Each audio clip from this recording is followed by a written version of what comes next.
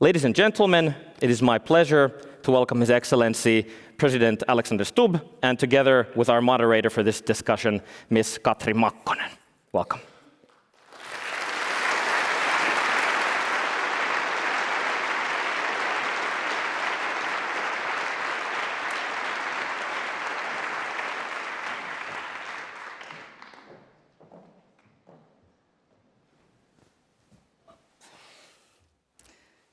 Mr. President, very good evening and thank you for being here. Thanks. Thank you for the invitation. Always a pleasure. When Martti asks for a favor, you always do it. Good. So let's set the scene. We all know that the world order is changing. And you've said the old system has died, but a new one has not been born yet. And today in the magazine Foreign Policy, you actually mapped out 3 possible scenarios what the world will look like. Can you walk us through them? Yeah, sure. I think this is one of these generational things that we're seeing a shift a little bit like we saw after World War I. We had an order for 2 decades. After World War II, we had an order for 4 decades. And after the Cold War, we had an order for 3 decades. And right now we are sort of in this interregnum. And in foreign affairs, I guess the article came out today or yesterday, my argument was that we have 3 scenarios. The first one is this disruption that we're going through right now, where you see a decline of multilateral institution or rejection thereof, and a shift towards multipolarity and transaction and deals. So it's a quite disorderly world. The second scenario is worse. That's a collapse of the current international order completely, where it's pretty much dog eat dog, and a transactional world with 200 nation states which share very little values and are very much focused on interests and power. And the third scenario, which I personally advocate, is a return to a liberal world order based on multilateral international institutions and norms. But in order for that to happen, we need to change the power structure of those institutions, because they were created in the image of the victors of World War II. And what we need to understand that, it's the global South that needs agency in the world as it stands. So these are the 3 scenarios that I'm toying around with. The headline in your article was quite dramatic. It was, if I remember correctly, "This is the West's last chance." And there was a strong call to action that we need to build a new global order before it's too late. And it's obviously number 3 that you were hoping for. But can we do that? Yeah, first, this is probably the moment when I should say, well, it was the editors that did the headline. I had nothing to do with it. But no, it was actually a proposal that came about a month ago that would this work, and I said, yeah, that's really good, so let's use it. So the basic argument is that the West has been in the driver's seat of the world order. It depends a little bit how you count, but let's, for argument's sake, say 2 to 3 centuries. And certainly in the 20th century, after both world wars. But I think that the gravity of power is now shifting eastbound and southbound. And when there's a bigger shift in the order, which has to do with demography, Africa will have 4 billion inhabitants by the end of the century. Asia will have 5 billion. And when you add on top of that a shift in economic power, then we in the West have to understand that it's perhaps time to be a little bit more humble in our endeavors. And if there is this sort of tension between, say, the global West, led at least previously by the United States, and the global East, led by China, if you want to convince people on your side, you need to drive what I call a dignified foreign policy. In other words, reach out to the global South and give the global South agency in conflicts, in climate change, in institutions, in economic development, etc., etc. Do I think it's possible? Yes, I do. But is the West, I mean, is there a West anymore? Well, yeah, that's a difficult question, and it's also a question which I grappled with in my book, The Triangle of Power, because, you know, when I started writing, it was very much the United States leading the global West, both in terms of values, interests, and power, and it was the United States that towed with it, you know, roughly 50 countries from Europe, from North America, Japan, South Korea, New Zealand, and Australia. And right now, of course, you know, there are elements in American foreign policy which are not traditionally Western, that American foreign policy is driven by different values than we are used to, and probably by different interests than we are used to as well. But power is still there. So I think my job as someone who believes in a liberal world order, I try to convince the Americans that their best friends are still in the West. Whether I'm successful or not, you know, history will tell. You know, listening to you and reading your speeches and your book, it almost seems that while you're still, of course, making the case for multilateralism and global cooperation, your realist half has already maybe accepted that multipolarity and transactionalism is what we're heading to. No, I mean, I think that would be giving up to a certain extent, and you know, in Finnish there's this saying that a pessimist will never be disappointed, and I think it's probably the most stupid saying in the history of mankind, or at least in the Finnish language, because... It was the previous prime minister who said that. So, I am apolitical, so I stay away from that. But I mean, I think what happens if you're pessimistic, you give up agency. You become a human being who believes that there is some kind of a deterministic end state of affairs and that you can do nothing about it. And I vehemently disagree with that approach. And I think Martti would disagree with that approach as well. We all have agency to try to change things. But at the same time, I believe that it's important that we deal, especially in foreign policy, with the world that exists, not a world that we wish it would exist. So if you start with that premise, that realistic premise, then you can sort of drive your perhaps more idealistic goals of bringing the multilateral world order back. Well, like you said, we're here this evening to mark CMI's journey, and CMI would not exist without President Martti Ahtisaari.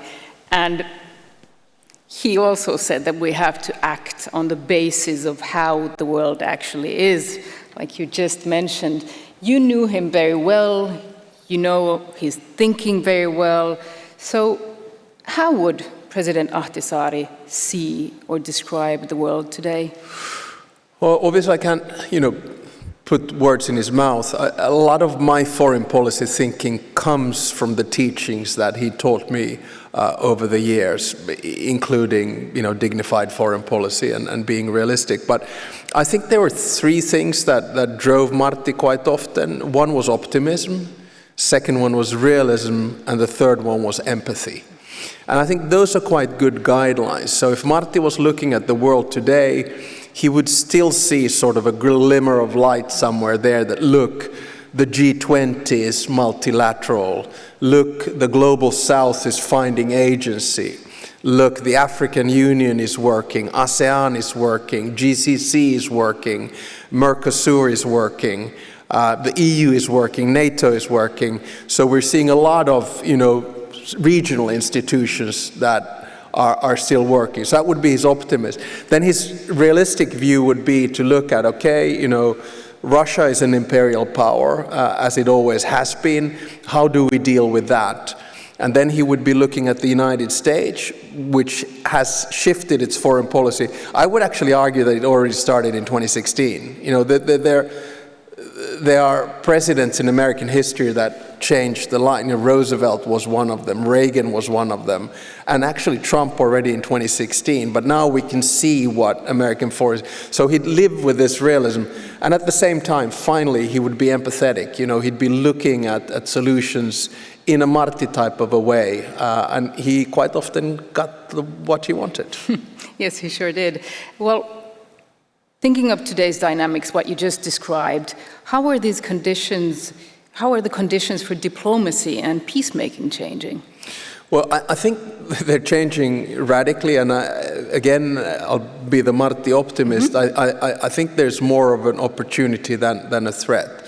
First of all, diplomacy is back. I remember when I was foreign minister, we started to think that perhaps diplomacy is now more about business and these kinds of things, that you need it less and less because we have these institutions and, we're living in almost eternal peace, so don't worry about it.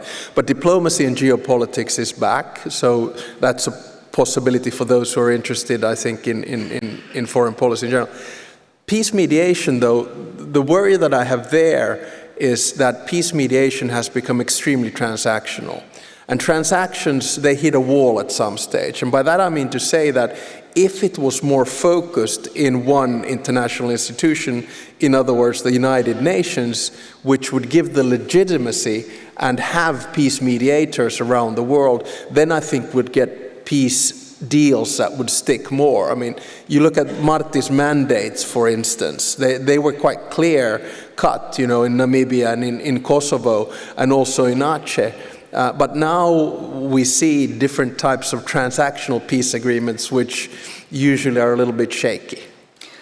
I was listening to you speak about Martti Ahtisaari in your speech that you held in Tanzania a few months back, and only the parties of the conflict can make peace. And you added that this is something to remember also in today's conflicts. But we are not seeing that, are we? No, I think what Martti's thesis was that you need ownership in peace. And, if you look at symbolically the pictures that Martti has, in peace agreements, Aceh, the latest, is he'd always sort of bring the hands of the parties together. And he felt that, and as there was in that video clip, that, you bring the parties around the table, and then I sometimes feel he probably saw himself more as an honest broker rather than a peace mediator. And by that I mean to say that he thought that you needed to be honest. So he'd tell both parties that, this is what I want. So in Namibia he said, I want independence. And this is the only reason I come to these negotiations. In Kosovo he'd say, I want independence. And in Aceh, he would say, I want autonomy. And that's the beginning of the deal. And then he starts sort of in an iterative manner to work towards some kind of a deal. And when the deal happens, he doesn't take the credit, he gives the credit to the peacemakers. And I think anyone who worked for CMI as well, anytime you had a meeting with him, he always said, oh, I don't do much here, everyone else does the work, that was his style. Well, another thing that you said in your speech in Tanzania, I remember it vividly. You said, you can't have a peace mediator that bangs his chest and says, I did the peace. And, it reminded me of somebody. No, but I've toned down since those days. I'm much more... Yeah, and it was funny. But then, at the same time, it wasn't funny at all because it was something that's happening. Yeah. I think, again, I look at the silver lining of things. You can have many views on the world that's changing. You can have many views on American foreign policy. But to me, there are two things that drive American foreign policy right now. One is financial interests. I mean, that is a reality, and there's no hiding of that. But there's another one, and that is the driver of peace. And I think that's a good driver of foreign policy. Now, the rhetoric, I fully understand, is probably not as peaceful as we're used to, but you have to look at the results as well. And sometimes you have to upend peace mediation. I mean, I've spoken to many people in the US administration, and they do some peace mediation in a rather unorthodox way. I think the ceasefire in Gaza is a good example thereof. We need to be result-oriented as well. And we have to also admit that peace mediation changes. and peace mediators come in all different ages and colors. And Martti had a certain style, and that worked in 3 main cases. And the President of the United States has a certain style, and it has worked well in a few cases. Armenia, Azerbaijan, I mentioned that.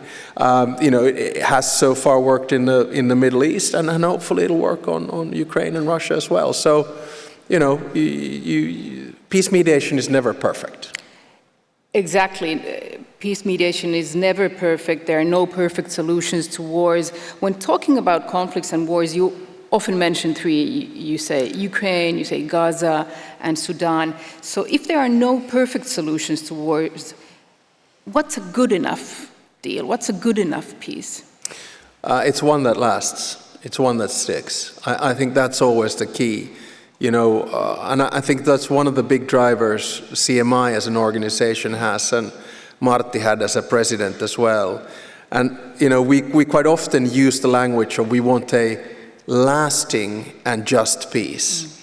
But if we're really honest with ourselves, lasting is what we should strive for, and the peace is quite rarely just, because the expectations that you have for what you perceive as just are rarely there. Well, right now, obviously, today's focus is on the war in Ukraine because a lot is going on. And in an interview today that you gave, or maybe you gave it yesterday, but it was released today anyway, you said that we need to prepare ourselves for a peace that will not fulfill all the requirements of a just peace. What do you mean by that? Yeah, in Russia's war of aggression in Ukraine. Yes. Obviously, depends on where you come from and what your historical experience is.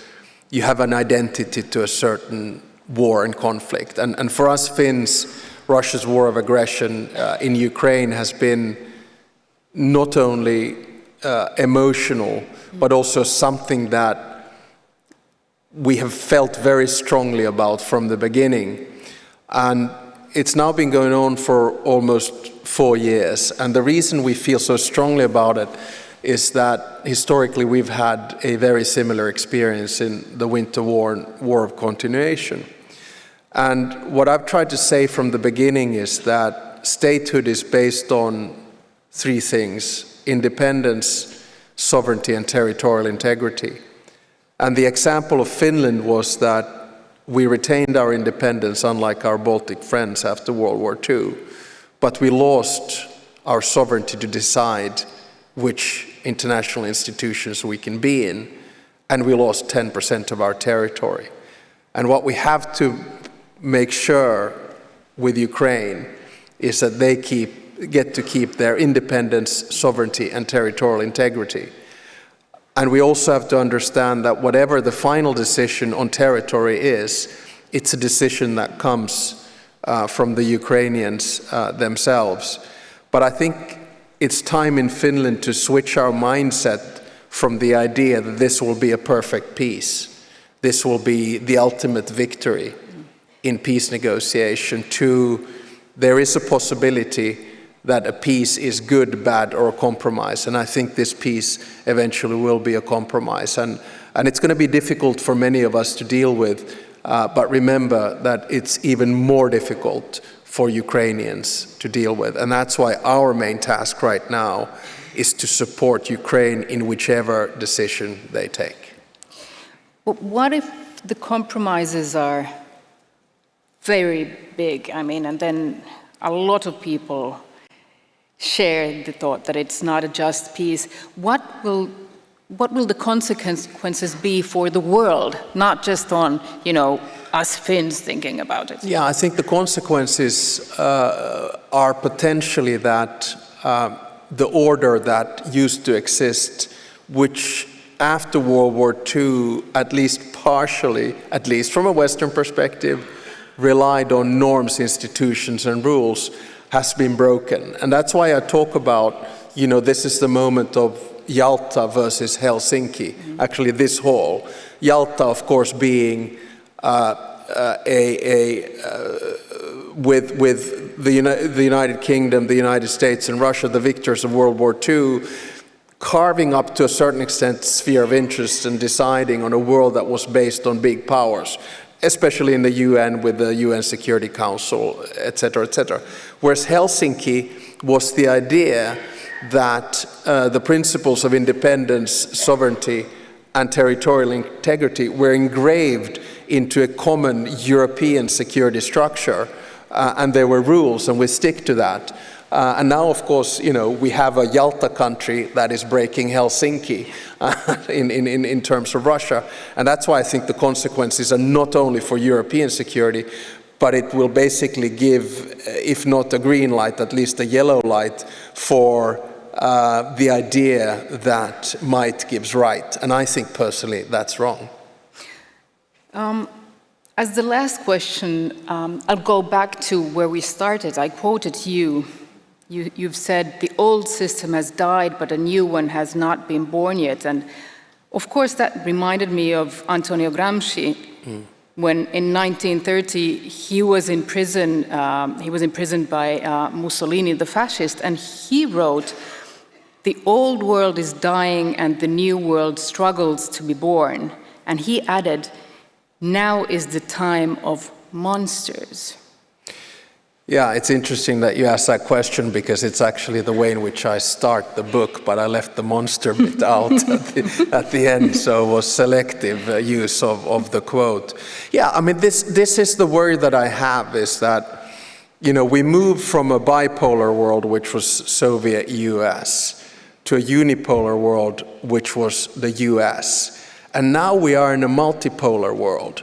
And if the United States leaves the world stage in a few issues, there's always going to be a power vacuum, and someone is going to fill that power vacuum. I mean, we have a former vice minister from Afghanistan here. We don't need to explain to her what it means when the United States and the West withdraws from somewhere and a power vacuum is born.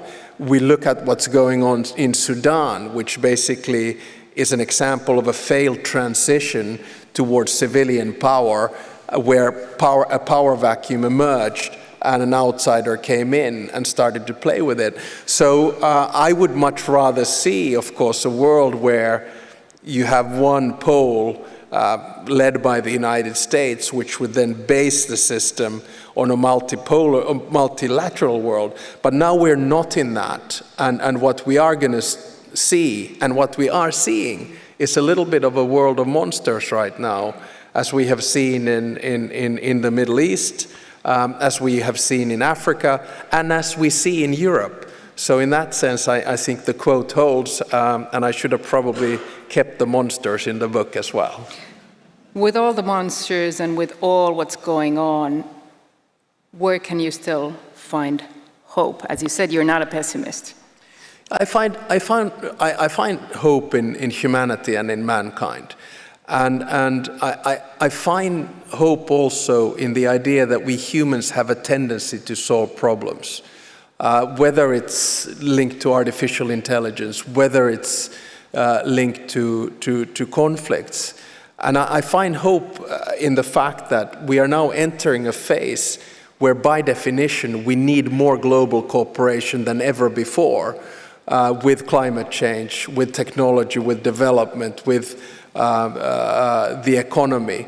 And at the end of the day, we will find solutions. I mean, if people would have been hopeless after World War II, they would have not created the United Nations.